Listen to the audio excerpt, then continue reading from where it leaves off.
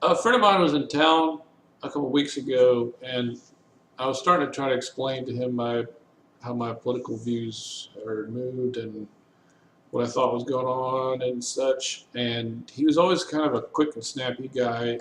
I've always been more of a slow speaker, and I was trying to say how I thought there was too much debt in the world, and he interrupted like he does and suggested that. Well, he was like, well, do you believe in the Illuminati and uh, the Rothschild Jewish families controlling the planet with, like all that kind of conspiratorial stuff. And I was just, it's annoying. It's like three parts slander these days and one part discussion. No one really wants to like listen. So just in case anyone's like wonders where I stand on that kind of issue, like whether like a Jewish spaghetti monster alien controls the planet through bank and media. No, uh,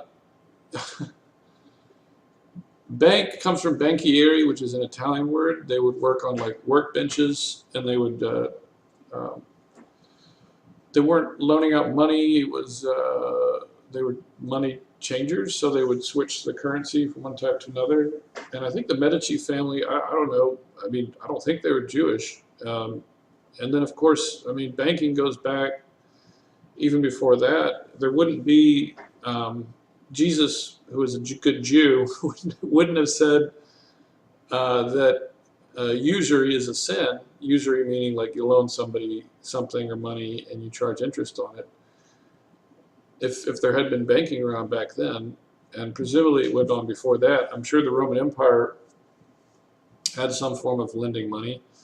So even if like yes, there are like a lot of Jewish people who work in banking because people tend to be smart. But even if all of them left banking tomorrow and walked out and went on to become rabbis and doctors or whatever, there'd still be banking, and it would keep going. So I think the Rothschilds are just, at this point, they're kind of like all people who have been wealthy for a long time. They're kind of like twits who like to go to the opera and have a good time. I don't think they're like masterminds. I mean, I'm aware that they own The Economist magazine, which is somewhat influential. My only frustration with that magazine is that it's like two parts op-ed and one part like good economic stuff. As a research scientist, I like stuff that's a bit more rich in information. So I mean, like that's my opinion on that.